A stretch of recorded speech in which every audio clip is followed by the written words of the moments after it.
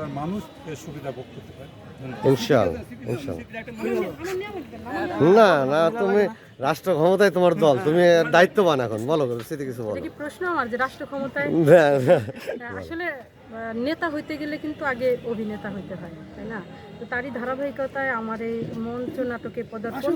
তো আমি চাই যে রাজবাড়ী জেলা মানে খুব ছোট, এই জেলার এখনো পর্যন্ত যদি বলেন রাজবাড়ী জেলা, কোন রাজবাড়ী? ফরিদপুর রাজবাড়ী, মানে কেমন যেন একটু ঠেস মেরে কথা বলে, এটা আমার কাছে একদম ভালো লাগে না। এই কারণে রাজবাড়ী রাজবাড়ী যেন উন্নত হয়, যে যা যা করণীয় আমি সব জায়গার পাশে আছি। একজন সাংস্কৃতিক কর্মী, খুবই ক্ষুদ্র একজন সাংস্কৃতিক কর্মী এবং একজন রাজনীতিবিদ পরের কথা, সেটাও পরে আসি। একজন সমাজকর্মী হিসাবে আমার চাওয়া রাজবাড়ী বা একটা খেলার মাঠ হোক এবং একটা সাংস্কৃতিক অঙ্গন হোক, যেখানে বাচ্চারা নেশা ছেড়ে সাংস্কৃতিক চর্চা করবে, নেশা ছেড়ে খেলাধুলা করবে, পড়াশোনার পাশাপাশি খেলা করবে। এটাই আমার সবথেকে বড় চাওয়া।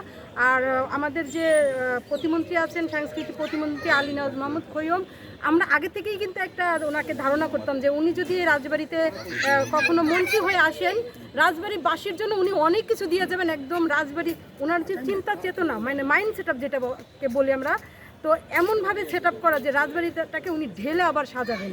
আপনারা দেখেছেন যে, আপনারা তো সাধারণ সচেতন মানুষ, দেখেছেন দীর্ঘ 17 বছর কিন্তু একটা দল ক্ষমতায় থেকে গেছে, তাদের দ্বারা রাজবাড়ির ভাগ্য কিন্তু খোলে নাই, রাজবাড়ির কোনো উন্নয়নই তারা করেন নাই।